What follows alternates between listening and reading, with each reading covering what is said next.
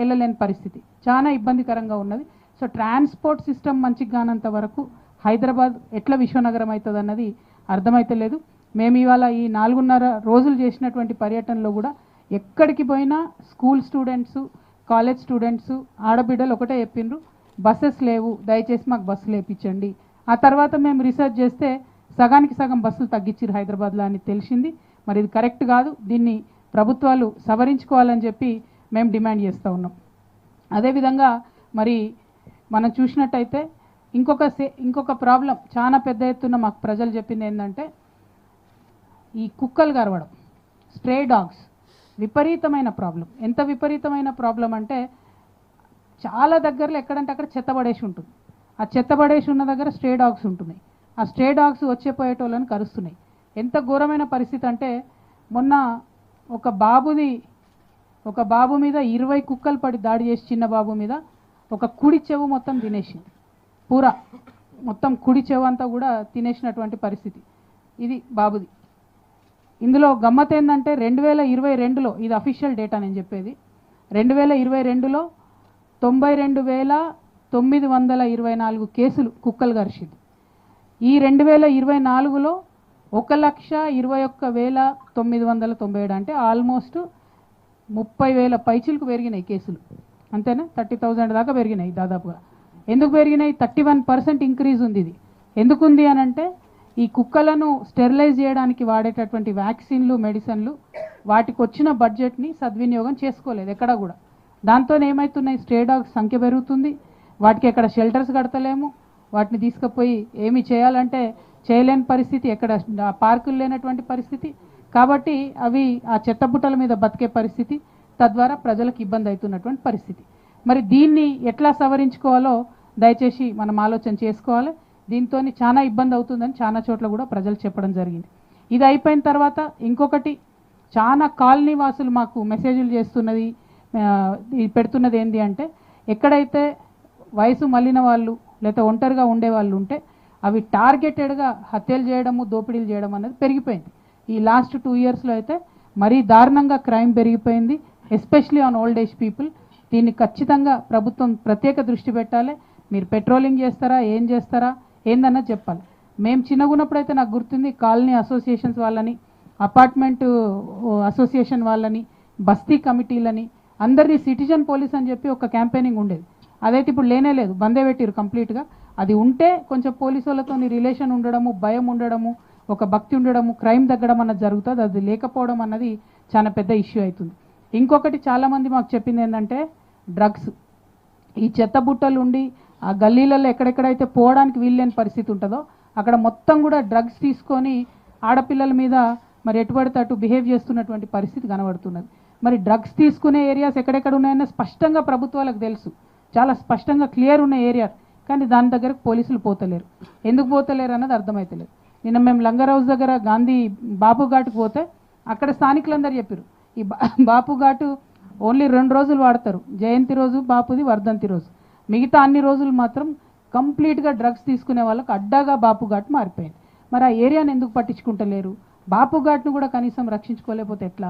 దీని విషయం ప్రభుత్వం తప్పకుండా ఆలోచన చేయాలని చెప్పి నేను డిమాండ్ చేస్తూ ఉన్నాను. అదేవిధంగా అనేకమైనటువంటి సమస్యలు ఎక్కడికి పోయినా ఇది నీళ్లు, మంచినీళ్ళు ఈ మురుగునీరు మంచినీరు కలిసిపోతే ఇట్లా వస్తున్నది కాలనీలలో. ఇది మేము యాకత్పుర కాన్స్టిట్యున్సీలో చూసినాం. ఇది చూసినామని చెప్పంగానే హెచ్ఎండబ్ల్యూఎస్ వాళ్ళు అక్కడికి పోయినరు, యాకత్పురకు పోయి ఇమీడియట్గా మేము రిపేర్ చేస్తున్నామని చెప్పి మొదలుపెట్టిండ్రు. సంతోషం. కానీ ఇంకా చాలా ఏరియాస్లో ఇదే ప్రాబ్లం ఉన్నది. ఇది యాకత్పురాలో చూసినాం, ఇదేమో అడిక్మెట్ కాలనీ ముషీరాబాద్. ఇది మొత్తం ఇది పెట్రోల్ వాసన బీభత్సంగా ఉంది పరిస్థితి. సో ఇవి 2 కూడా కావాలనే ఇక్కడ పెట్టినాం. ఎందుకంటే ప్రభుత్వానికి తెలవాలి ఈ మహానగరంలో మంచినీళ్ళు ఇవ్వలేనటువంటి పరిస్థితి ఉందన్న విషయం తెలవాలి.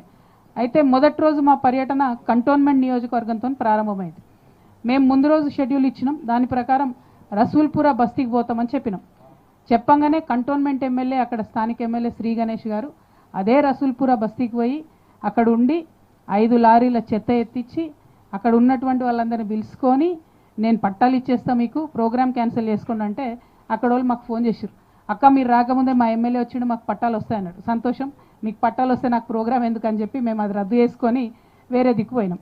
ఆ తర్వాత అన్నానగర్ బస్తీవాసుల దగ్గరికి, అట్లానే బోయిన్పల్లి ప్రభుత్వ పాఠశాల, అట్లానే రామన్నకుంట అనేటటువంటి చెరువుని సందర్శించినాం.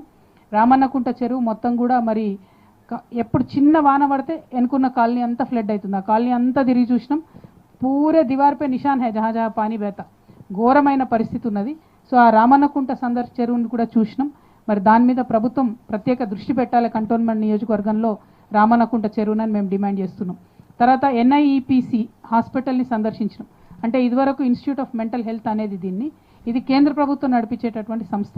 ఎవరైతే పిల్లలకు ఆటిజం ఉంటుందో, ప్రత్యేకమైన పరిస్థితులు ఉంటుందో వాళ్ళ కోసం కేంద్ర ప్రభుత్వం నడిపించేటటువంటి సంస్థ. చాలా అద్భుతంగా ఉంది. దీన్ని ప్రతి జిల్లాలో పెట్టేటట్టుగా మన బీజేపీ ఎంపీలు ప్రయత్నం చేయాలని చెప్పి నేను డిమాండ్ చేస్తున్నా. వాళ్ళు చేస్తున్నటువంటి సేవలు అద్భుతంగా ఉన్నాయి. వాళ్ళు ఎక్కడికంటే అక్కడికి వచ్చి సేవలు చేస్తున్నారు. CSR ఫండ్స్తో కలుపుకొని చేస్తున్నారు. కాకపోతే మనం ఇదివరకు కేసీఆర్ గారు ఉన్నప్పుడు భవితా సెంటర్స్ అని పెట్టిరు. వాటిని అనుసంధానం చేసన్న జిల్లాలలో ఈ NIMH సేవలను ఇంప్రూవ్ చేయాలని చెప్పి నేను ప్రభుత్వాన్ని డిమాండ్ చేస్తూ ఉన్నాను. ఆ తర్వాత సనత్ నగర్ నియోజకవర్గానికి పోయినాం. మేము దాసరి బస్తీని సందర్శించినాం. అక్కడ ఎంత ఘోరం అంటే చుట్టూ కాలనీ ఉంది, మధ్యలో ఒక ప్రైవేట్ డిస్ప్యూట్ ఉన్న ల్యాండ్ ఉంది.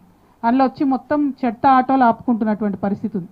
దాంతో మళ్ళీ అక్కడ సేమ్ ప్రాబ్లం. చెత్త ఆటోలు అంటే ఏంటంటే ఎవరు అడిదికి పోరు ఆ స్మెల్కి. సో అక్కడ మొత్తం గంజాయి బ్యాచ్ తయారవుతుంది అన్నట్టు. అక్కడ మధ్యలో కూర్చొని గంజాయి తాగడము, మొత్తం వచ్చిపోయి ఆడపిల్లలు నేర్పించడము. Literally in the middle of houses ఉన్నది సనత్ నగర్లో. I'm requesting the honourable GHMC commissioner గారు, please take note, please visit yourself for somebody. చాలా దారుణంగా ఉంది. చుట్టూ ఉన్నటువంటి లేడీస్కి అయితే భయంకరమైన ఇబ్బంది అవుతుంది. దాన్ని ఖచ్చితంగా అక్కడ నుంచి షిఫ్ట్ చేయాలి. ఎందుకంటే it is not even license by GHMC. Private ప్లాట్లో ప్రైవేట్ వ్యక్తులు వచ్చి పెట్టుకుంటున్నారు. అది అసాంఘిక కార్యకలాపాలకు అడ్డాగా మారింది. కాబట్టి సనత్ నగర్ దాసరి బస్తీలో ఉన్నటువంటి ఆ ప్లాట్ని ఎంప్టీ చేయించాలని చెప్పి నేను కోరుతా ఉన్నాను. తర్వాత జూబ్లీ హిల్స్కి వచ్చినాం. ఇక మేము జూబ్లీ హిల్స్లో కోట్ల విజయభాస్కర్ రెడ్డి స్టేడియంని చూసినాం. స్పోర్ట్స్ ఎంత భయంకరంగా ఉందంటే అది మొత్తం అక్కడ మేము పోయే వరకు SBI వాళ్ళు పెట్టుకున్నారు కబడ్డీ ఏదో టోర్నమెంట్. భయంకరంగా ఉంది. పాపం SBI వాళ్ళు మొత్తం అన్ని మన దేశంలో ఉన్న అన్ని రాష్ట్రాల వాళ్ళు వస్తారు కాబట్టి మన రాష్ట్రం పరువు పోవద్దని వాళ్ళు కర్టెన్లు వేసిరు, గోడలన్నిటికీ కర్టెన్స్ వేసి కబడ్డీ టోర్నమెంట్ పెట్టుకున్నారు.